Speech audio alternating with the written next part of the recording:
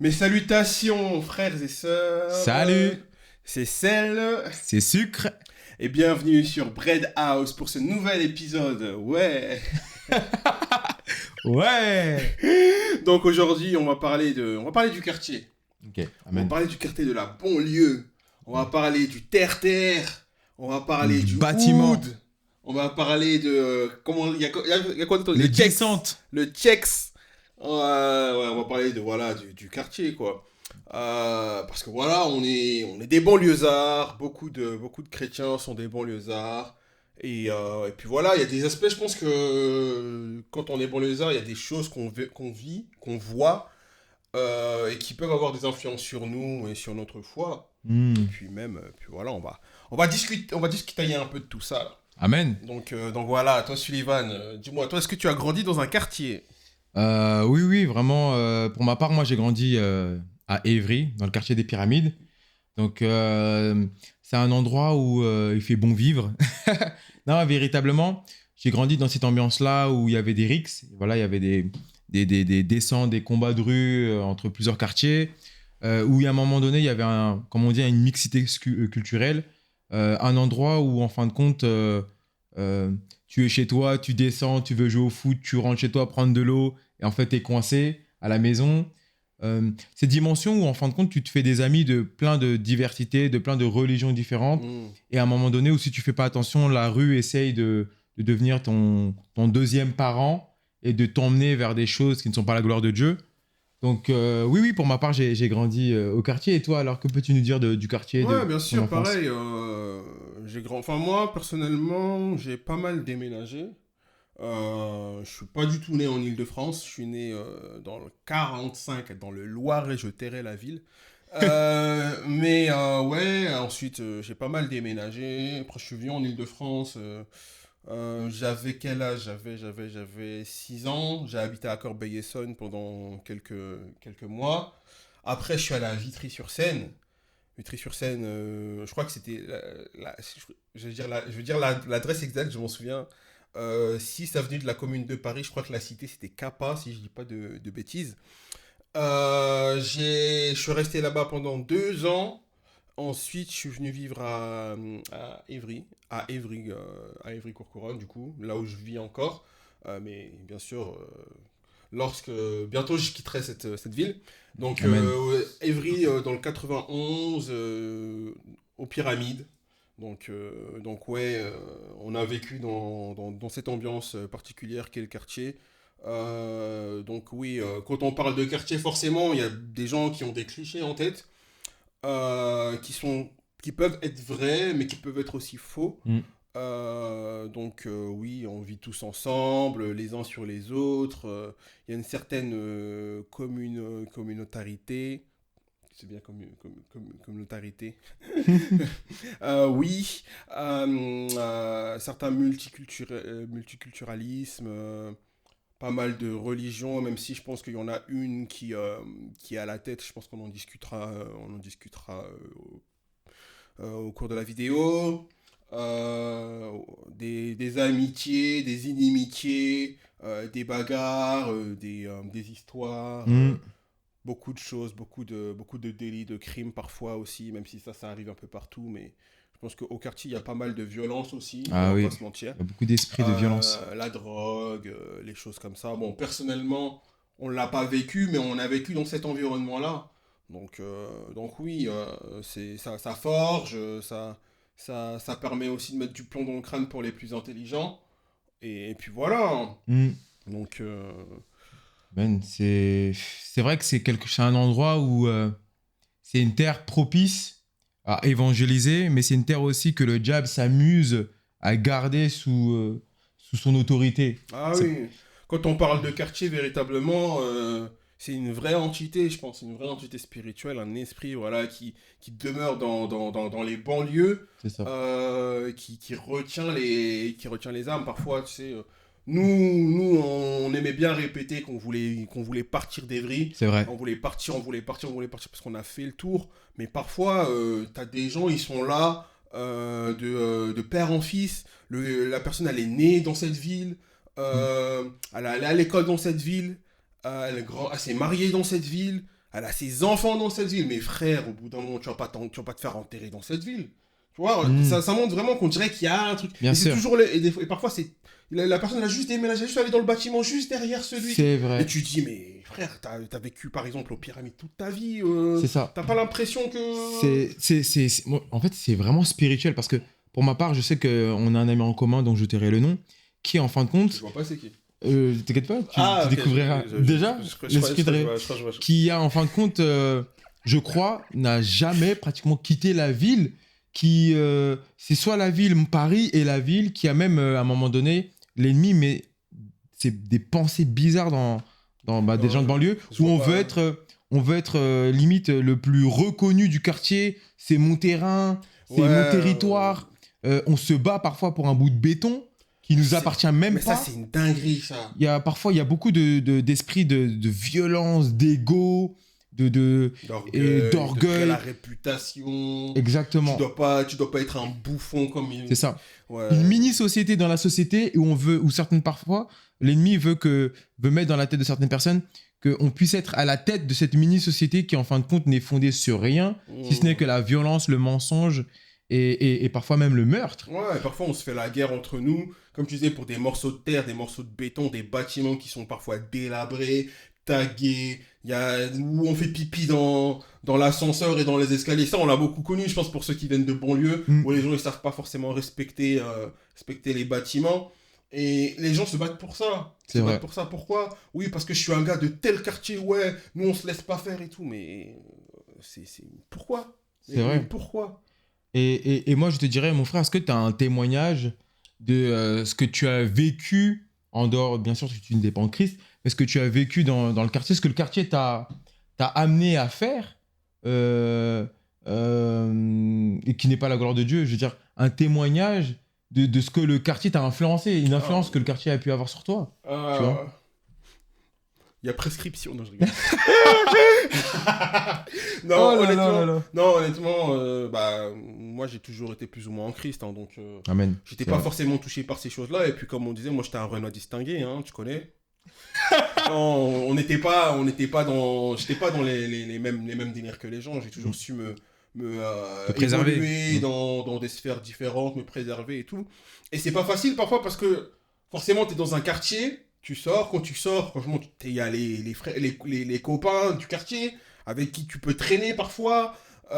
Et forcément, comme tu es dans des mauvaises fréquentations, eh ben, tu vas rentrer dans des mauvaises choses. Et tu sais, comme beaucoup la vie du quartier, c'est beaucoup. Tu sais, quand tu sors, qu'est-ce que tu fais? Parfois, il n'y a pas forcément grand-chose.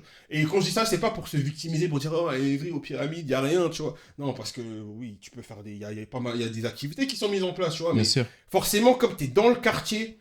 Et des fois aussi, quand tu sors, t'es jeune, tes parents te disent, ouais, tu vas pas à tel endroit, tu vas pas à tel endroit, donc forcément, t'es limité. limité dans les zones du quartier, donc bah, vous faites quoi? Vous vous posez, la plupart du temps, vous vous posez et vous êtes là, quoi. C'est ça. Et forcément, des fois, il y a l'ennui.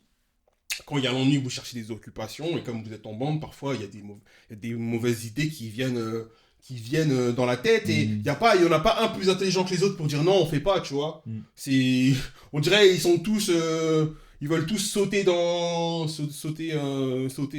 par-dessus la falaise, tu vois. Donc, il y a des mauvaises idées qui peuvent entrer en jeu et bim. Forcément, il y a un engrenage, il y a un truc.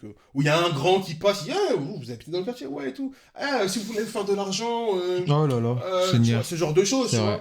vois. Et donc, tu rentres dans des choses dans lesquelles qui glorifient pas le Seigneur, des crimes, des délits, des trucs. Mais ouais, non, moi, j'ai pas eu Dieu m'a préservé. Amen. Dieu m'a préservé de ces choses-là. J'ai toujours su évoluer dans des sphères différentes.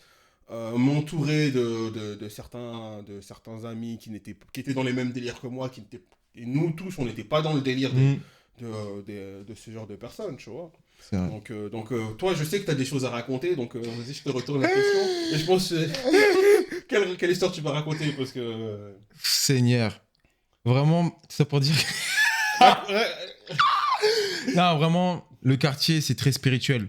Comme mon frère l'a dit, véritablement, nous, on n'avait pas à cœur de rentrer dans toute cette violence. Mais parfois, que dans ces milieux-là, que tu le veuilles ou non, parfois la violence s'invite chez toi. Ouais. Moi, par exemple, j'ai un petit frère. Ah, j'en étais sûr. J'en étais sûr. Non, c'est vrai que c'est compliqué. Même si, par exemple, moi, j'avais la grâce d'être avec des amis qui n'étaient pas de ce couloir-là. Moi, mon petit frère avait vraiment plongé dans ce milieu-là, mauvaise fréquentation, etc.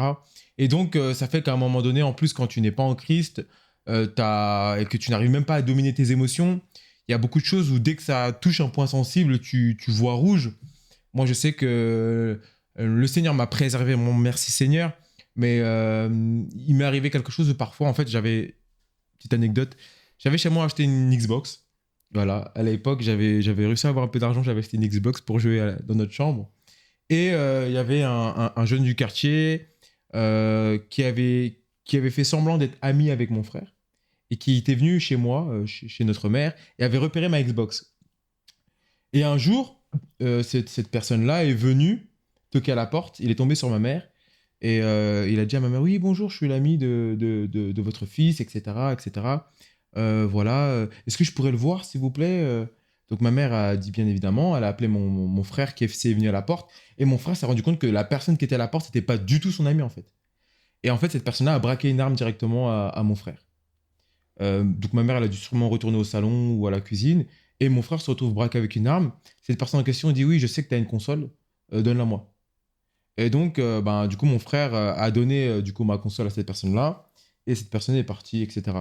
Moi, plus tard, j'ai appris cela. Donc, mon sang a fait qu'un tour, et il m'est arrivé de... Oui, raconte. Et en fait, pour vous dire, tellement c'est fort, Ouais, c'est que moi qui suis... Comment? T'as pas fini ta phrase. De quoi? C'est ce que t'allais dire, là. Il t'est arrivé de... Il m'est arrivé de quoi? Finis ta phrase. C'est ce que j'allais dire. Ouais, ok, d'accord. Ah non, non, mais après, je sais pas ce que tu voulais que je dise, mais je vais finir. Ok. Il m'est arrivé du coup de me mettre en colère. Et ce qui s'est passé, c'est que dès que moi j'ai vu ça, voilà, ça m'a enragé d'imaginer que quelqu'un toque chez ma mère, pointe une arme sur mon frère, etc. Et donc moi qui d'habitude était quelqu'un de très calme, voilà, on avait un bon environnement, j'ai vrillé. Donc ce jour-là, j'ai vidé mon sac, j'ai pris un sac à dos. Et t'as mis quoi dans le Et sac? dans mon sac à dos, en fait, il y avait que un couteau. Un couteau de... je sais pas de combien centimètres. Et là, dans mon sac, il était vide. Il était vide, il n'y avait qu'un couteau.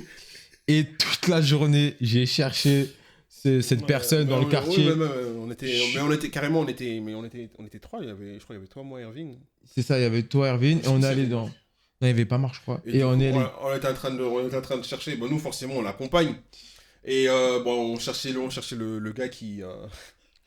Et le truc, c'est que, en fait, comme il avait que un couteau dans son sac, il était vide. En fait, si on se faisait contrôler par la police... tu peux pas justifier. Tu peux pas justifier. Mais en plus, on est passé devant la police à un moment donné. Ouais, qu'est-ce que tu veux dire? Merci, non, mais Seigneur. c'est pour me faire un sandwich. Qu'est-ce que tu veux dire? Tu peux pas justifier ça. Et on n'est pas là pour se glorifier ça. Vraiment, merci Seigneur d'avoir préservé. Mais pour faire rapidement le témoignage, c'est qu'on l'avait cherché partout. On était même allé dans les coins assez reculés du quartier. On était allé chez lui aussi. On était allé chez lui. Ouais. On est tombé chez son grand frère. On a parlé avec sa mère. On a tout dit. Et lorsqu'il a pris connaissance de cela, en fait, ça l'a mis lui-même en rage. Donc, à un moment donné, on était passé même dans son lycée. Il y avait la police qui était passée, qui contrôlait des gens. Mais le Seigneur nous avait cachés, vraiment, par la grâce de Dieu. J'ai pas été contrôlé. Et puis, à un moment donné, avec le temps, ben, moi, j'ai décoléré. Donc, ben, j'ai déposé les affaires chez moi après quelques heures. Et puis moi, dans ma tête, j'étais passé à la suite. Sauf que mes actions, ensuite, ont eu des conséquences. Le fait est que j'aille chez la famille de la personne qui avait un grand du quartier, etc. Et ben, un jour, je sors du lycée, tranquillement, heureux. Et cette personne que je cherchais vient à moi. Et elle me dit, vas-y, viens, on va dans le bâtiment maintenant. Donc, on va dans le bâtiment, etc. On va tout en haut chez lui. Comment ça, tu vas voir ma mère? Tu vas voir aux gens, tu me cherches, etc., etc. Et en fait, encore une fois, là où le Seigneur m'a protégé, c'est que j'étais avec un autre ami du quartier qui était assez connu, et la personne, elle tournait autour de moi, elle voulait qu'on se fasse un corps à corps, qu'on se bagarre, et moi j'étais en maîtrise, et à cette époque-là, voilà, moi je faisais un sport de combat, le taekwondo, et j'étais très très sûr de mon karaté, j'étais fort, voilà, j'étais vraiment fort, et donc j'avais vraiment pas peur et de me confronter à cette personne, et cette personne savait cela, donc elle tournait autour de moi, et elle attendait en fait un timing. Et en fin de compte, ce que j'ai appris plus tard, c'est que mon ami bloquait les escaliers, parce qu'il y avait beaucoup de personnes à l'escalier qui m'attendaient pour me faire un guet-apens. Et en fait, il tenait la porte, etc. Et en fait, c'est lui qui m'a protégé d'un piège, en fait. Et tout ça pour dire, en fin de compte, que parfois, dans ces banlieues-là, t'as beau avoir de bonnes valeurs, t'as beau être C'est gentil, clair. t'as beau tout faire pour ne pas aller vers ces chemins-là, eh ben parfois, en fait, la violence vient à toi. Et quand tu n'es pas armé du Saint-Esprit, quand tu n'as pas le Seigneur Jésus-Christ et que tu n'es pas né de nouveau, et qu'en plus, tu n'as pas en fait la force que le Saint-Esprit te donne parce que c'est surnaturel, alors tu peux succomber à tes émotions et ça peut aller très vite. C'est pour ça que, en vérité, dans ces quartiers-là, c'est très spirituel. Il y a des démons territoriaux, il y a des démons de génération en génération et tu ne peux les briser que par le sang de Jésus-Christ. Donc, Exactement. En vrai, mais c'est comme le fait que les quartiers sont en guerre. C'est que quand les quartiers sont en guerre, tu peux même plus te balader librement, tu vois. Je sais que nous, on habite à Évry. Évry, les pyramides étaient en guerre des fois contre les Tarteret, Tarterets Grigny. au canal, le canal, Grigny, exactement. Donc ça fait que toi, t'es un gars d'Évry, t'es même pas dans les embrouilles. C'est-à-dire que au Tarteret. On va te dire, surtout à l'époque, on disait que t'es un gars doux. T'es un gars doux. Tu te rappelles au parc des loges? Ouais, attends, t'es un gars doux, si t'es un gars doux, si t'es un gars du quartier rival, eh ben ils vont te taper. Pour rien, comme Et ça. pourquoi? Parce que je dis, les gars, moi je suis pas dans les embrouilles. Ils en ont rien à faire, ils vont te ramasser. Hmm. Et c'est ce genre de choses qui peut permettre que quelqu'un qui était même pas dans les embrouilles parce qu'il s'est fait taper pour rien, des fois il peut même lui-même venir dans les embrouilles. Ouais, les gars, je me suis fait taper, venez, on va aller. Et voilà, ça rentre encore dans un engrenage, tu vois. Exactement. Ça montre que vraiment il y a des gens, tu te dis, mais en fait, c'est quoi le but même? C'est quoi le but? Pourquoi vous êtes en guerre contre le truc? Après, t'apprends que, en fait, il y a telle histoire, une fois, truc, il s'est fait tuer et tout, donc nous, on a voulu se venger. Des fois, et c'est sur des générations, tu vois. Des fois, c'est des gens qui ont même pas connu la personne qui s'est fait. Et en plus, c'est quoi? Donc, il y a une personne qui a été morte. Ok, vous allez faire quoi? Vous allez dans le quartier adverse, vous allez vous allez tuer une autre personne. Ok, les personnes qui Ils vont revenir dans le quartier. revenir pour c'est infini. C'est un cycle infini. C'est infini. Au bout d'un moment, voilà. Je sais pas, les gars. Voilà, faut qu'on puisse se remettre en question. Et c'est vrai que cette remise en question, t'as beaucoup de personnes qui n'arrivent pas à la faire, tu vois. Et c'est pour ça que vraiment le Seigneur, il faut que le Seigneur il puisse vraiment toucher le quartier pour qu'il puisse venir ramener cette puissance de pardon. Amen. En fait. Parce que oui, ok, il y a peut-être quelqu'un qui est mort, mais au final, vous-même, vous avez fait du mal aux personnes qui sont là-bas, tu vois.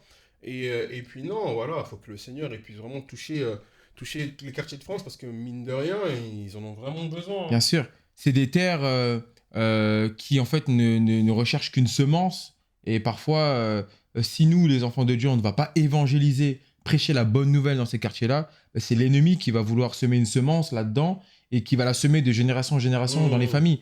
C'est pour ça qu'en fin de compte, premièrement, il nous faut être des témoins de Christ affermis. Et ensuite, il nous faut aussi retourner en fait à notre Bethléem, retourner là où on a grandi parfois pour justement témoigner de l'amour de Jésus-Christ et annoncer la bonne nouvelle. Moi, je sais que par exemple, à cette époque-là, dans les quartiers, c'était à un moment donné où il y avait une forte influence de l'islam.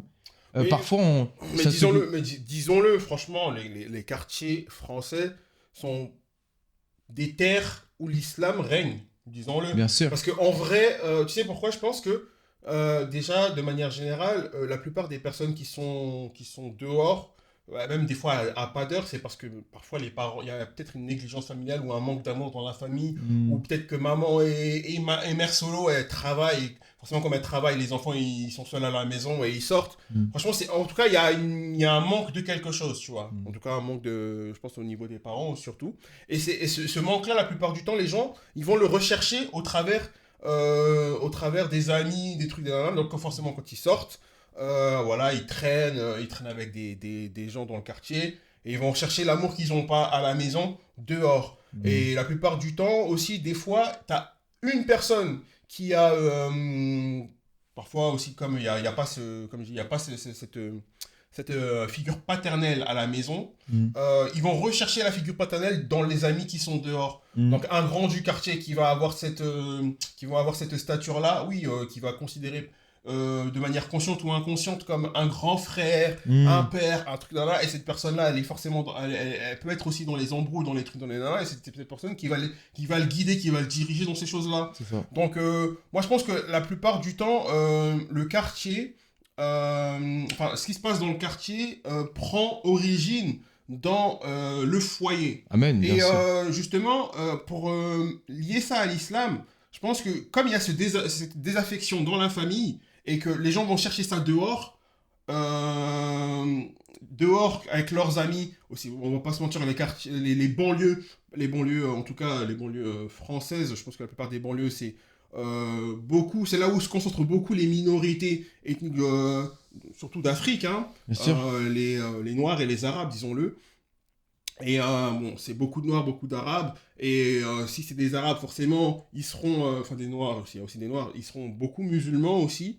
Et musulmans, ils vont ramener ce côté-là de l'amour, de ce côté-là de la fraternité qu'on peut retrouver, entre Le guillemets, communautarisme et tout ça. communautarisme dans l'islam. Et généralement, c'est cette chose-là qui va plaire en fait aux gens.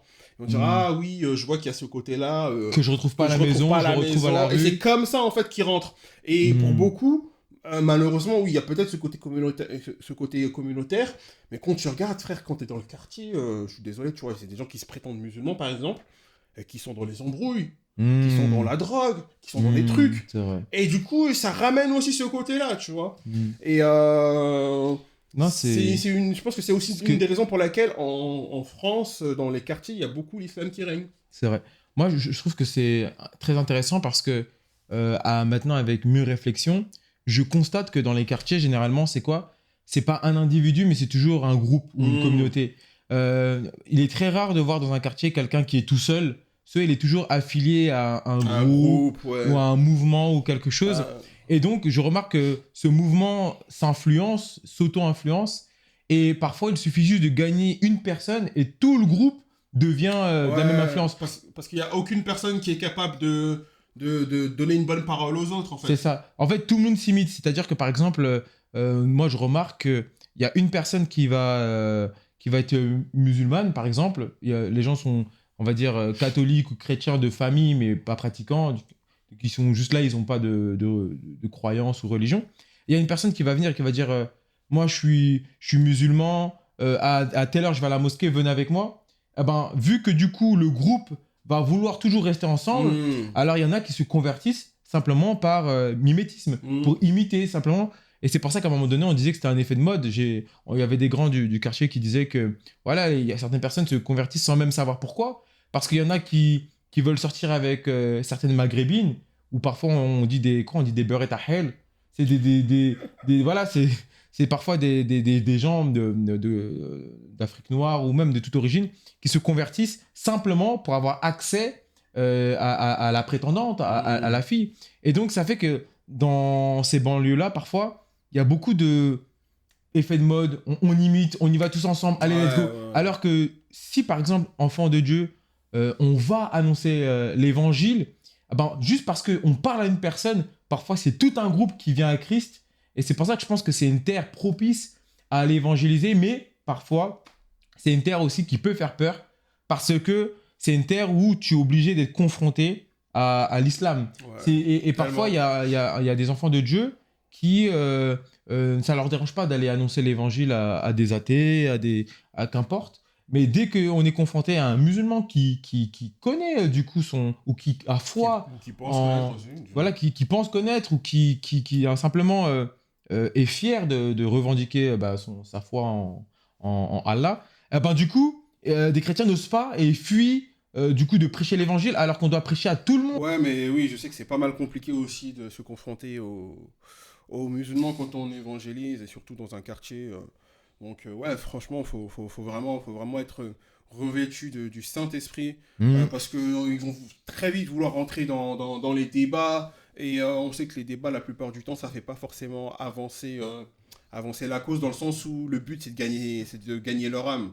Et si on est dans des vaines paroles, oui, je dois te convaincre que... Non, c'est pas à nous de convaincre, Exactement. c'est au Saint-Esprit de convaincre. Amen. Et franchement, il n'y a que par l'amour ou par les miracles qu'on est capable je pense, de pouvoir toucher de manière efficace un musulman, tu vois. Amen. Donc, ouais, non, c'est totalement vrai. Après, moi, j'ai une question pour toi, mon frère. Vas-y.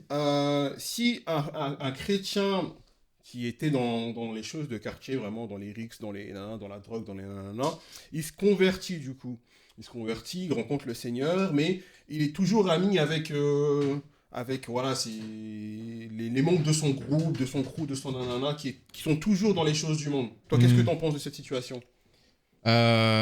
Je pense que déjà, je dirais gloire à Dieu, parce qu'il a donné sa vie à Christ, Oui. voilà, qui est le chemin, la vérité et la vie. Ensuite, je dirais que forcément, ce n'est pas parce que tu donnes ta vie au Seigneur Jésus-Christ que ta localisation, ta géographique, ta position ou ton environnement change tout de suite.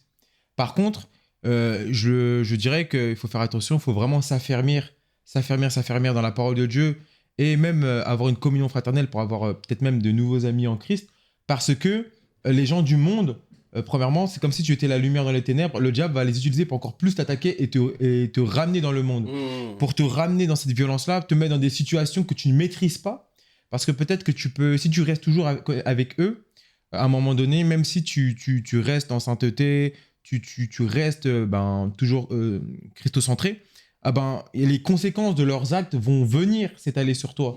Et à un moment donné, tu fais comment si tu es né de nouveau, tu es enfant de Dieu, et tu te retrouves à un groupe de 20 personnes qui vient courir vers ton groupe pour se battre avec toi. Exactement. Même si tu leur dis non, Jésus vous aime, tu vas quand même te prendre un coup. Bah, surtout Tu que cours, ils vont te surtout courser. si tu traînes avec les personnes contre qui ils se battent. Tu Exactement. vois. Donc, encore une fois, il faut faire attention. Et à un moment donné, il faut avoir la sagesse de se mettre à part. Je pense que le Seigneur le fait aussi. Encore une fois, on en parlait dans d'autres vidéos. La Bible nous dit que les mauvaises compagnies corrompent les bonnes mœurs. Donc, ce n'est pas pour rien. C'est qu'à un moment donné, il faut aussi avoir la sagesse de se mettre à part, de grandir en maturité. Et ensuite, peut-être même si tu veux rester avec ces amis-là. Parce que je comprends, peut-être que tu as grandi avec ces amis-là, que tu n'as que eux comme amis, tu as peut-être même 10 ans, 15 ans, 20 ans d'ancienneté. C'est difficile de couper le pont tout de suite. Premièrement, tout est possible par Dieu, mais si c'est difficile de couper ces connexions-là, je dirais que peut-être que il est mieux de les voir à des endroits autres que dans des endroits habituels. Par exemple, si tu fais un événement, je sais pas moi, un barbecue ou autre, peut-être que tu peux leur parler là, mais je te dirais que de faire attention à ne pas trop rester toujours avec eux, parce qu'à un moment donné, que tu le veuilles ou non, on est qu'humain, on est humain, et ils vont déteindre sur toi. Ne se pas croire, non, moi, il n'y a que le Seigneur qui m'influence. Non, non, on est tous influençables. Tant qu'on est sur Terre, on est tous dans des corps corruptibles. Donc, sagesse et mère de sûreté, il faut, à un moment donné, se mettre à part. Et tu verras que le Seigneur va faire grâce. Parfois, il suffit simplement de partir tout seul à un endroit pour que tu puisses rencontrer d'autres personnes qui sont aussi parties tout seuls et qu'ensuite, à une certaine étape, vous puissiez cheminer ensemble. Et c'est comme ça que tu vas rencontrer aussi tes amis de destinée. Parfois, il y aura des amis du passé qui resteront avec toi parce que le Seigneur aura touché leur cœur.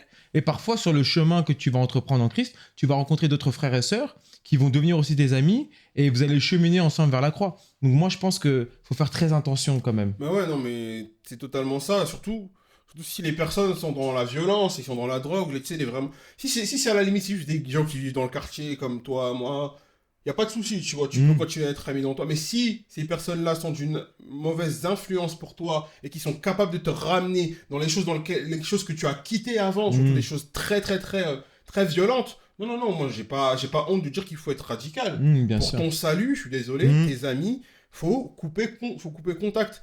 Après, ça peut être fait tu sais, voilà, dans la forme et tout, et Bien pas sûr. simplement les ghoster. Tu vois, tu les vois, tu vas dire, écoutez, moi j'ai changé de vie, Christ m'a sauvé, moi je vois que vous êtes toujours dans les mêmes choses, vous voulez pas forcément évoluer, écoute, il n'y a pas de souci. Vous êtes toujours, voilà, j'ai toujours beaucoup d'amour envers vous, mais je veux poursuivre mon bout de chemin, tu vois, ça peut être C'est fait ça. dans les formes.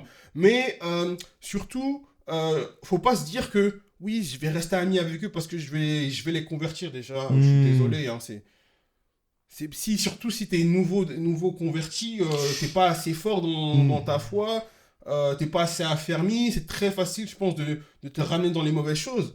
Donc il faut savoir prendre un temps pour soi, un temps avec le Seigneur, de se mettre à l'écart de toute mauvaise tentation, de se préparer. Peut-être que le Seigneur veut d'abord que tu prennes un temps parce que il peut te dire, voilà, je te mets à part pendant un certain temps et après je vais te renvoyer pour pouvoir évangéliser tes amis, tu vois. Donc voilà, il faut pouvoir prendre le temps de se concentrer sur le Seigneur, d'être affermi et ensuite, voilà, pourquoi pas revenir pour pouvoir les évangéliser. Exactement. Pour pouvoir, parce que voilà, surtout s'ils sont vraiment dans les choses dures de la cité, tu vois. Bien sûr.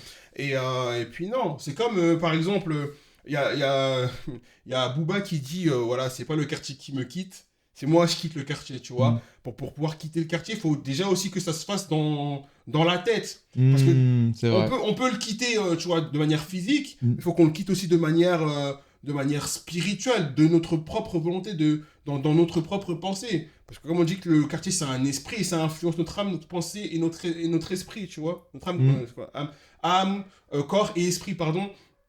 Et ouais, c'est comme par exemple, tu regardes, il y a beaucoup d'histoires de gens qui ont réussi à quitter le quartier, mais parce qu'ils n'avaient pas quitté dans la tête. Ils sont retombés dans Dans des les trucs travers. bizarres, tu vois. C'est comme l'histoire de MHD que tout le monde a dû voir, a dû suivre. Pour ceux qui ne savent pas, MHD, c'est un rappeur qui s'est fait connaître par un buzz de ouf. Il a fait ses morceaux afro-trap et tout, donc il avait été connu, même aux États-Unis, il était écouté et tout, nanana. Donc c'est un mélange d'afro et de rap. Et du coup, en combien? En 4 sons, 5 sons, le gars, il a pété les millions de ouf. Après, il était célèbre à l'international, il a sorti des albums. Bref. Et grâce à ça, en fait, il a réussi à sortir du quartier, alors que le gars, à la base, c'était Livreur un de livreur de pizza. pizza, tu vois. Donc, le gars, il a commencé à faire sa carrière et tout, nanana. Mais comme il voulait toujours rester dans ces trucs de quartier, à un moment, ses potes, ils ont eu des histoires avec des gars d'un quartier d'en face. Et du coup, apparemment, ses potes lui ont dit, ouais, non, rentre pas dans ces histoires-là. Toi, fais ta musique, continue de Mm. faire ta musique. Nanana. Et lui, je crois qu'il voulait tellement prouver que c'est un gars du quartier qui les a accompagnés dans les embrouilles. Mm. Donc, ils sont allés taper un gars, parce que je crois que c'est des histoires de vengeance et Mm. tout. Il est Ils sont allés mort. taper un gars, ils l'ont tué, ils l'ont roulé dessus avec la voiture. Et en plus, c'était avec avec sa voiture à lui, hein. Avec la voiture des MHD, ils l'ont roulé dessus, ils l'ont tapé, ils ont fait de barbarie aussi, je crois qu'ils l'ont coupé le nez, ils lui ont coupé les Waouh. parties intimes. Donc, c'était vraiment très hardcore, Ah, très c'est sauvage, violent. tu vois. Mm. Ouais, très inhumain peut-être même. Et le gars, en fait, il était au milieu d'eux. Bon, après, selon la justice, il était pas, bon, on sait pas, tu vois, mais en tout cas, il y avait sa voiture. Apparemment, il était là-bas. Il avait déconnecté son téléphone, donc toutes ces histoires comme ça. Et au final, bah, il s'est fait prendre. La justice, ils l'ont attrapé. Parce que forcément, il y avait sa voiture, il avait fait des trucs, ça, nanana. Il y avait un gars Mm. dans la vidéo qui portait les mêmes ensembles que lui, qu'il avait eu Mm. en collaboration avec telle marque. Donc le gars, il allait en prison, ils ont fait son procès.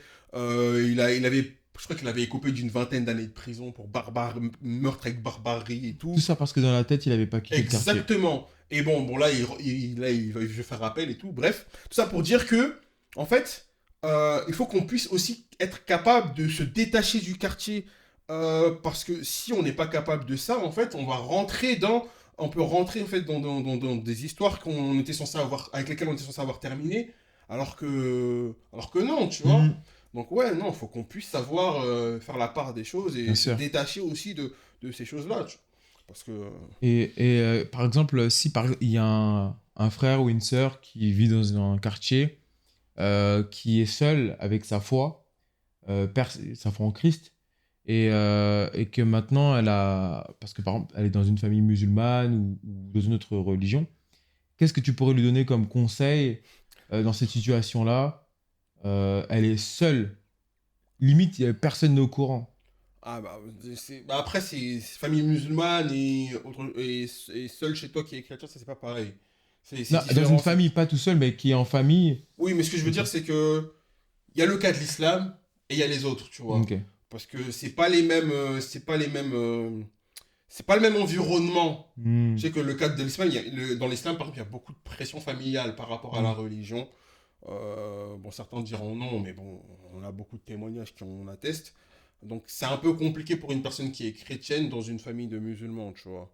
Mais moi, je pense que je dirais, ben, faites tout pour aller à l'église. Faites tout pour aller à l'église, trouvez une bonne église et attachez-vous à cette église-là. Parce qu'une fois que vous êtes à l'église, déjà, vous serez sous l'autorité d'un ouin qui pourra vous conseiller et vous guider dans votre foi, ce qui est très important. Et ensuite, vous serez capable de demeurer dans la communion fraternelle et de trouver des bons amis Hmm. pour vous entourer. Ah. Après, bon, selon les contraintes qui s'attachent à l'environnement, faire ça avec plus ou moins de sagesse, sinon de famille musulmane, trouver des tactiques, etc., etc., tu vois. Mais Ok. ouais, moi, je conseillerais aux frères et sœurs de s'attacher aux frères de l'église, pour pouvoir aussi quitter ce mauvais environnement-là. Et je dirais même élargir au sujet, au quartier, voilà, attachez-vous aux frères et sœurs de l'église pour pouvoir aussi du quartier. Hmm. C'est important. Amen. C'est vrai que c'est important à un moment donné de se détacher de tout ce qui te relie au monde et de accepter cette nouvelle vie en Christ, parfois ces nouveaux amis, cet enseignement, ce lieu, de s'investir, comme tu Mm. l'as dit, de s'investir, d'être vraiment consacré au Seigneur Jésus-Christ. Ça te permet d'être focalisé et parfois même les frères et les sœurs sont des sources de bénédiction. Tu peux sortir, partir en vacances avec eux. Tu peux Exactement. étendre en fait ta vision de ce monde où peut-être tu ne voyais que le quartier et se rendre compte que ah mais il y a un autre parc qui existe qui est aussi beau et c'est important en fin de compte de sortir. Moi je sais que par exemple j'ai des amis qui ont du mal en fin de compte à quitter le quartier parce que ils sont trop attachés à cette quête d'être le numéro un là-bas. Ça veut Je, dire je quoi? sais pas, je sais pas pourquoi. Il y a toujours cette quête d'être quelqu'un. En fait, plutôt que d'être quelqu'un vis-à-vis de soi ou même, je sais pas, de la face du monde, c'est vraiment dans ce territoire-là qu'ils veulent être quelqu'un et toujours vouloir être à la tête de quelque La chose, réputation, la ouais. réputation. Et c'est quelque chose de très compliqué dans ces quartiers-là, parfois, de céder la réputation, de ne même pas vouloir poursuivre la réputation. Mais moi, je pense que, encore une fois, le mieux, c'est quand on est en crise, de prier, et comme tu l'as dit, de s'attacher à son église, à la parole de Dieu, etc. Et lorsque on est en Christ et qu'on a la possibilité de partir, alors il est bon parfois de partir, Ah oui, parfois pour tellement. peut-être même mieux revenir, Non, mais pas y pas rester, revenir du tout. mais revenir pour tendre la main. Oui, pour tendre la Mais, main, mais pas revenir du tout. mais véritablement, c'est vrai que spirituellement, il y a moi, je trouve dans les quartiers que j'ai vu beaucoup aussi d'esprits de folie, de folie, des comportements irrationnels. Voilà, je sais qu'il y avait un voisin, il jetait des frigos par la fenêtre. Non, mais c'est vrai. Quand on passe à chaque fois, même au collège, on était dans la cour de récré, comme ça, là, là, là. Tout le monde, attention, le frigo, là, bah. Et du coup, et la police est obligée d'intervenir. Et moi, je me suis déjà retrouvé plusieurs fois à aller chez lui et jouer à la console avec lui. Hmm. Et je me rendais compte qu'il avait l'air normal, mais c'était des crises de folie parfois. Et donc, c'est un milieu très, très, très spirituel et tout se brise par Hmm. l'esprit, par la prière. Mais tu sais, quartier ne veut même pas que tu t'en sortes, hein. Il veut continuer que tu plonges vers le bas, toujours plus bas, toujours plus bas, toujours plus bas. Et parfois, même il y en a qui réussissent dans le quartier, ils peuvent pas réussir et rester dans le quartier. C'est quasiment impossible. À Hmm. moins que tu sois pote avec. Enfin, que tu fasses partie des groupes dans le quartier, comme les rappeurs, les trucs comme Hmm. ça, tu vois. Hmm. Et encore même, les rappeurs, c'est compliqué. Tu vois, on entend beaucoup des histoires de telle personnalité qui s'est fait kidnapper sa mère. T'as déjà, je crois qu'en termes de rappeur, t'as Booba qui s'est Seigneur. fait kidnapper sa mère. Je crois que t'as Thierry Thierry Henry. Henry Ouais, il y en a plein. qui s'est fait kidnapper un de ses proches, je crois que c'est sa mère ou son père, je sais plus. Mais tout ça pour demander des rançons, tu vois. Donc même quand tu essaies de t'en sortir, il y a toujours quelque chose qui est fait Hmm. pour que tu reviennes, pour que tu sois attaché et lié au quartier. Non, le quartier veut vraiment pas qu'on s'en sorte. Donc, non, frères et sœurs, vraiment, si vous avez la capacité de pouvoir sortir, vous, du quartier, et sortir vos parents du quartier, vraiment, faites-le. Hmm. Parce que, vraiment, c'est chaud, quoi. C'est vrai qu'il faut en fait, faut pas sous-estimer la localisation. Vous savez, aujourd'hui, on sait qu'il y a des démons territoriaux. Parfois même, j'aime dire que là, on peut se trouver à un endroit, mais tu ne sais pas cet endroit, qu'est-ce qui s'est passé il y a 100 ans, 200 ans, Ouais, il y a 1000 tellement. ans. Peut-être qu'à cet endroit-là, il y a du sang qui a coulé. Peut-être qu'il y a encore des esprits qui résident ici et qui réclament encore du sang, qui réclament encore des choses. Et donc, si véritablement, vous avez le moyen, et que c'est bien sûr conduit par le Saint-Esprit, le moyen de quitter cet endroit-là, il faut simplement partir parce que il y a des grâces qui viennent, pas parce que du coup, c'est pas le temps, mais il y a des grâces aussi qui viennent pas parce qu'on n'est pas à la bonne terre. C'est-à-dire qu'il faut à un moment donné être au temps de Dieu et sur la terre qui a été préparée aussi, que Dieu a préparée. Mais ouais, mais tu sais, à l'origine du mot banlieue, ça veut dire lieu banni, tu vois. Et Mm. à partir du moment où tu regardes l'étymologie, tu te dis, mais attends, mais il y a vraiment un esprit de rejet, tu vois. C'est comme si on prenait les gens, on les mettait dans un enclos et ils restaient là, tu C'est vois. ça. Et forcément, les gens qui ont cet esprit de rejet, qu'est-ce qu'ils développent la plupart du quand on le voit, qu'est-ce qu'ils développent? C'est un esprit de rébellion. Mm. Ils se rebellent contre Tous les les autorités institutions, contre. les autorités, les nanana, tu vois. Mm. Et forcément, ça a des conséquences. Non, franchement, l'origine du quartier, et puis même quand tu regardes politiquement, tu regardes dans les quartiers, tu dis, mais pourquoi il n'y a que des Noirs, des Arabes, des nanani, des nananas? Enfin, il y a tout type de personnes dans le quartier, mais c'est fortement fréquent, enfin, fortement habité par des Noirs et des Arabes. Mm. Et déjà, quand tu prends des gens qui, la plupart du temps, c'est ça, hein, ils viennent, ils immigrent en France, Mm. ils sont tous mis dans un endroit parqué HLM, tous, Mm. tous dans un endroit, tu C'est vois. incroyable. Donc, ils sont peut-être pas forcément directement acclimatés à ce qu'est la France, Mm. ce qu'est la France, c'est-à-dire la culture française, la culture française puritaine, tu vois. Mm. Donc ils vont aller directement dans un endroit où il y a des gens qui leur ressemblent, Bien sûr. qui vivent à la française, mais aussi avec des trucs Les coutumes, la des culture. nanana.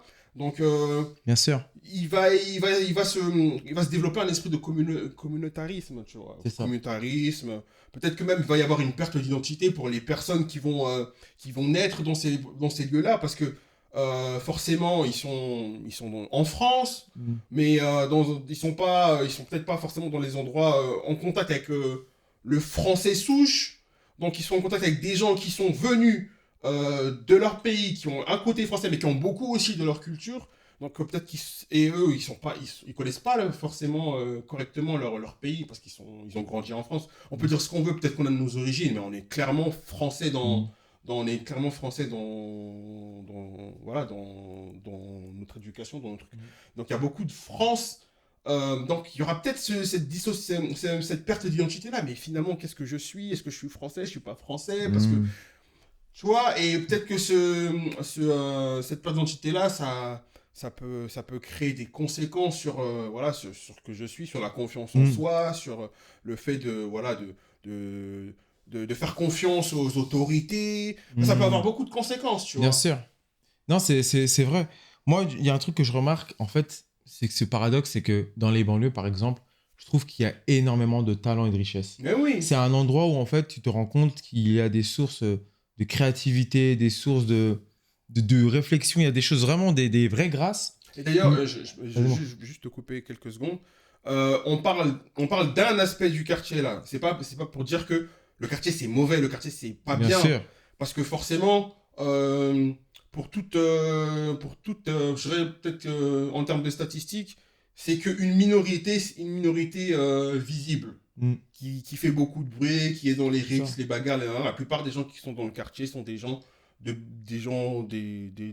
bien. Bien sûr. Et par rapport à notre expérience aussi, Aussi. à ce que nous avons vécu. Donc c'est vraiment juste pour préciser ça. Bien sûr, amen. Non, non, ce que je disais, c'est qu'il y a une telle créativité, mais qu'en fin de compte, la terre n'est pas bonne. Parfois, la terre, tu veux semer là où tu es. En fait, moi, j'aime dire, c'est comme dans Pokémon. Quand tu joues à Pokémon, je crois que tu commences, t'es à Bourg-Palette, un truc comme ça. Et tu peux pas croire que tu vas finir le jeu juste en restant au même Dans la endroit. ville, ouais. Tu es obligé à un moment donné d'avancer, de rencontrer, de te confronter à l'autre. Mmh. Et le fait est que tu te confrontes pas assez tôt à l'autre, alors tu crois que l'autre c'est un ennemi, et du coup la communication elle se fait pas si bien que ça. Exactement. Donc vraiment moi j'invite parfois, moi pour l'avoir vécu, si à un moment donné vous êtes dans un groupe et que vous avez envie de voir autre part, mais que les autres ne veulent pas suivre, n'hésitez pas à partir tout seul, à vous détacher, à vouloir en fin de compte vivre et encore plus assumer votre foi seul, parce qu'à un moment donné, vous aurez beau avancer tout droit, même si vous ne savez pas où vous allez forcément rencontrer un autre être humain, Mmh. forcément rencontrer un autre frère et sœur en Christ. Et donc, tout ça, vraiment, c'est pour encourager à aspirer. Ah ouais.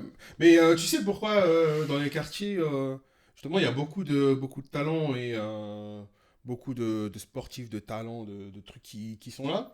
Moi, je pense que déjà par rapport à l'art, tu sais que par rapport à l'art s'est toujours développé dans des contextes de difficulté. Mm. Donc que ce soit dans la pauvreté, la famine, quand il y a un contexte un contexte que ce soit politique, géopolitique, social, etc., difficile. Il y a toujours Mm. eu un grand mouvement, un grand mouvement artistique du coup, qui en a émergé.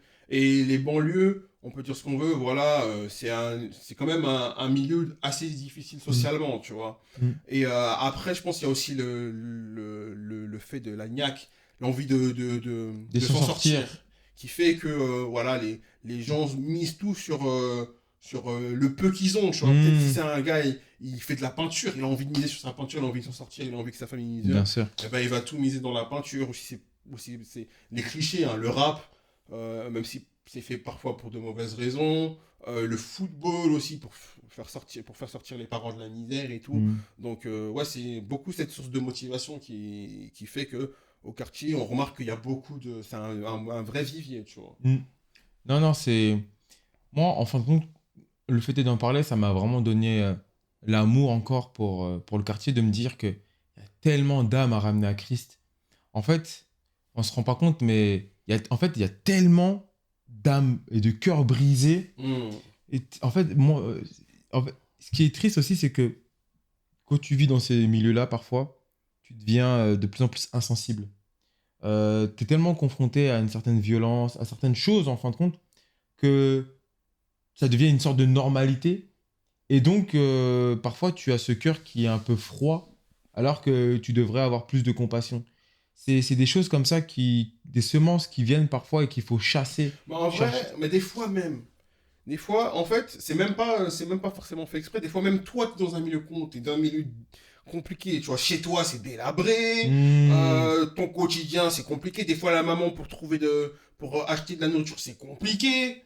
Donc, déjà, dans ton cercle le plus intime, déjà, toi, hmm, c'est compliqué. hmm. Donc, forcément, tu vas être de plus en plus tu vas pas être touché à chaque truc que tu vois, parce que Bien déjà, sûr. toi, t'arrives pas à manger correctement. Tu regardes chez toi, t'as les murs qui sont détruits par l'humidité. T'as des Hmm, cafards, t'as des trucs. Bah, au bout d'un moment, tu cohabites avec les cafards, frère, tu deviens insensible, tu vois. hmm. Donc, C'est incroyable. C'est vrai que moi, ça me rappelle mon enfance. C'est vrai que c'était quand même pas facile. Encore, j'imagine les appartements toujours pas aux normes, pas assez de chambres pour tout le monde, beaucoup d'humidité. Mais c'est vrai que dans ces milieux-là, en fin de compte, tu as quand même une soif qui te pousse à regarder vers le ciel, dans le sens où tu te projettes beaucoup sur l'avenir. Tu te projettes beaucoup sur réussir, réussir, réussir, réussir. Et je me dis, en fin de compte, c'est vraiment des cœurs où il faut annoncer l'évangile parce que t'imagines, tu canalises cette même énergie, mais en Christ. hmm. Mais c'est incroyable. C'est pour ça que, véritablement, je pense qu'il faut prier pour les quartiers. Il faut prier, il faut prier. Moi, j'ai vu une statistique qui m'a halluciné. Est-ce que tu sais le nombre de Noirs en France, par exemple, on représente combien de pourcents de la population française? Ah, on n'est pas beaucoup, hein. On représente Au 8%. moins, on est combien 8%. On est une minorité. on est même pas une dizaine de millions en France, hein. Et en fin de compte, si tu vois, on est pratiquement tous mis dans les banlieues. Et ce qui est en plus dans le plan d'architecture des banlieues auparavant, c'est qu'ils faisaient beaucoup des grandes tours. Et bien sûr, c'était en même temps pour mettre un maximum de personnes. Mais quand tu grandis là-dedans, ces tours-là, tu les vois comme des barreaux de prison, Hmm. en fin de compte. Et il est important de voir autre chose parce que on va dire bien sûr avec sagesse, ça t'ouvre l'esprit, ça te permet de détruire des limiteurs de pensée.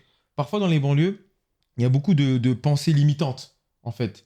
On ne croit ce qu'on voit et on s'imagine pas l'autre. Alors qu'en fin de compte, juste sortir, ça te permet de voir l'immensité de la création de Dieu, la beauté du monde, et ça te permet de t'inspirer, et tu te rends compte que tout ce que tu as vécu, tu essayes maintenant de le transformer en force. Hmm. Mais Et justement, moi, justement, tu parles de force. Est-ce que pour toi, avoir grandi dans un quartier, c'est une force ou plutôt une faiblesse? pour moi, hein, Oui, par pour rapport à toi. mon cas, où Non, on règle... de manière générale. Ah, parce que si c'était par rapport à mon cas, parce que je n'ai rien connu en dehors de avant mon quartier, vu que je suis né dans ces circonstances-là. Par la grâce de Dieu, dans la société ou les milieux sociaux que je vis, je trouve que c'est une force d'avoir grandi avec la misère, grandi avec certaines difficultés. Ça me permet, en grandissant, de valoriser ce que j'ai, de ne pas être, on va dire, un enfant gâté ou autre, et de me rendre compte de voir le miracle de Jésus dans ma vie, dans mon témoignage à moi. Maintenant, de règle générale, est-ce que c'est une force de vivre dans ce milieu-là? Euh, si je prends en règle générale, je dirais non, c'est pas forcément une force. Parce que euh, tu peux naître avec un déséquilibre. Forcément, tu nais avec un déséquilibre. Dans ces milieux-là, généralement, la famille, c'est pas la plus épanouie. Hmm. La place de la mère et de la père, parfois, c'est assez flou. Euh, hum, Parfois, les parents ne peuvent pas toujours te surveiller, donc c'est la rue qui te surveille. Hmm. L'influence des amis, ça fait que tu n'as pas suffisamment grandi et mûri pour être, pour toi-même te connaître. Tu te connais à travers le regard des autres. Donc ça fait que le regard est toujours biaisé parce que eux, ils vont te voir avec un axe et un angle Hmm. qui n'est pas forcément ce que tu représentes. Donc tu vas croire ce que eux ils pensent de toi. Ça peut être assez compliqué. Donc je pense que ce n'est pas l'élément le plus glorieux. Mais je pense que comme Jésus-Christ qui est né dans l'étable, en fin de compte, ça ne prédestine pas ce que tu vas devenir, en fin de compte. Je pense que, en fin de compte, la phrase commence avec cette lettre-là, mais que à la fin, le point sera glorifié par Jésus-Christ, tu vois. Hmm. Donc voilà à peu près ce que je pense. Et toi, mon frère? Moi, je pense que ça dépend. Ça dépend de ce que tu en fais. Hmm. Le fait que d'avoir grandi dans un quartier, c'est déjà un bagage, tu vois. Mais après, la question, c'est de savoir est-ce que tu vas faire de ce bagage un avantage ou est-ce que tu vas en faire un inconvénient. Tu sais, c'est comme l'histoire où t'as deux enfants, deux frères et sœurs qui ont grandi dans une famille où le père était alcoolique, tu vois. T'en as un, il va reproduire exactement ce qu'il a fait, et t'en as un autre, il va prendre l'exemple de son père comme un mauvais exemple à ne pas suivre et il va faire l'exact opposé. Hmm. Je pense que c'est la même chose pour le quartier. Certes, on a grandi dans un quartier, on a vu tel ou tel truc, nanana. Mais voilà, est-ce que c'est à nous de prendre le bon côté de cette expérience-là et d'en faire une force? Par exemple, le fait d'avoir grandi voilà, dans des bâtiments délabrés, le fait que les Hmm. parents n'avaient pas forcément tout ce qui voilà, ils faisaient leur, même si malgré qu'ils faisaient de leur mieux, malgré qu'ils Hmm. faisaient pardon de leur mieux, ils ne réussissaient pas enfin, ils réussissaient pas à nous donner tout ce qu'ils pouvaient, tu vois, à Hmm. nous donner tout ce dont on avait besoin parce qu'on a beaucoup manqué. Parfois on n'est pas allé en vacances, parfois c'est peut-être la C'est nourriture, vrai. parfois c'est peut-être un cadeau qu'on voulait. Et voilà, on a dû en faire la passe parce que les parents n'avaient pas les moyens. Voilà, c'est de prendre toutes ces choses-là et de se dire, voilà, j'ai quand même bravé pas mal de difficultés. Ça veut dire que pour la suite, je suis paré, tu vois. Hmm. Soit on fait ce choix-là, soit on prend ça comme un désavantage, c'est-à-dire que, voilà, on a vu qu'on a grandi dans le manque d'amour, le manque de, comment ça s'appelle, le manque d'argent, Hmm. euh, des situations compliquées dans la famille, situations, voilà, quartier un peu délabré, etc. Et se dire, voilà, voilà, maintenant je suis en colère, maintenant je vais tout casser, maintenant, voilà, euh, comment ça, moi je vis mal, donc je vais essayer de montrer au monde que je suis en colère, tu vois, ou ce genre de Hmm. choses. Donc voilà, tu vas faire complètement l'opposé de prendre cette expérience-là et l'utiliser pour faire le mal, tu vois. Hmm. En mode, voilà, toutes les excuses que tous ceux qui aiment, tous ceux qui, voilà, que beaucoup de gens du quartier utilisent. Ouais, parce qu'on est rejeté, on casse parce qu'on est rejeté pour montrer que. Non, frère, c'est juste des excuses, ça. C'est Hmm. juste des excuses. Donc voilà, c'est juste de savoir qu'est-ce que tu veux en faire de ce bagage. Est-ce que tu veux l'utiliser pour pouvoir te construire et, et pouvoir aller de progrès en progrès, ou est-ce que tu veux l'utiliser pour pouvoir continuer de demeurer dans une certaine médiocrité, dans un certain esprit, dans un certain mauvais esprit, dans ce mauvais environnement-là, tu vois. Amen. Moi, je pense que tout est une question de choix, simplement. Amen. Amen. Donc voilà, tu as un dernier mot pour la fin que tu voulais dire à nos frères et sœurs. Moi, j'aimerais véritablement en fait vous encourager. Ce n'est pas parce que du coup vous avez commencé à un tel endroit que vous allez forcément finir à cet endroit-là. Comme tu l'as dit, je pense que la force de ces moments-là, c'est de connaître les aspects du quartier. Il ne faut pas idéaliser le quartier. C'est très bien la communauté, mais il faut y voir aussi que tout est spirituel, qu'il y a énormément de démons, il y a des esprits de pauvreté, il y a des viols, il y a des meurtres, il y a du mensonge, de la méchanceté qu'il faut en fin de compte euh, prendre ce qu'on a et laisser le Seigneur en fait les utiliser et se glorifier à travers cela pour que nous puissions être un témoignage pour les autres. hmm, Donc vraiment, moi, tout ce que j'ai à cœur, c'est qu'il faut évangéliser dans les quartiers, peut-être même en parler à des assemblées, dans vos églises, mais évangéliser dans les quartiers. Et toi, mon frère? Ben moi déjà, je voudrais encore une fois repréciser qu'on a évoqué un aspect du quartier, donc on s'est beaucoup basé sur l'aspect spirituel. Ça ne veut pas dire qu'au quartier, tout est mauvais, tout est acheté. Il y a beaucoup de générosité, beaucoup d'amour, les gens sont sympas, beaucoup de gens sont sympas, et c'est Mhm. même la majorité des gens, et ceux qu'on entend le plus, c'est la minorité bruyante. Mais moi, je dirais surtout que véritablement pour toutes les personnes qui n'arrivent pas à se sortir du quartier, qui n'arrivent pas à se sortir de la drogue, qui n'arrivent pas à se sortir des problèmes d'argent, qui n'arrivent pas à se sortir des bagarres, des rixes, de ce genre de choses, sachez que le Seigneur Jésus est capable de délivrer. Amen. Véritablement, c'est lui la force libératrice. Il est mort à la croix pour nous donner la victoire sur toutes les situations qu'on peut vivre. Donc véritablement, moi, je vous encouragerais à vous rapprocher du Seigneur Jésus-Christ parce que lui, il est capable de vous sortir de là où vous êtes. Dans, dans, dans le manque d'amour, là où vous vous sentez seul, là où vous avez le manque de votre présence paternelle, ou peut-être que votre mère, je sais pas, elle n'est pas présente parce qu'elle travaille, et que vous traînez dehors, vous savez pas ce que vous voulez faire de votre avenir. Bref, tout ça pour vous dire que le Seigneur il est capable de vous délivrer de toutes ces choses-là. Amen. Donc Donc, voilà, on a pas mal brassé. C'était une vidéo yes. très intéressante. On espère que vous avez été bien servi du coup. Voilà. Donc En tout cas, ben, ce fut un plaisir. Soyez toujours, bénis. Mettez en commentaire votre expérience par rapport au quartier. Et si vous avez des sujets pour le prochain thème de la vidéo. exactement. Et, N'hésitez pas à commenter, aimer, partager. Suivez-nous sur nos réseaux sociaux. C'était Bread House. À la prochaine pour un nouvel épisode. ciao! Ciao.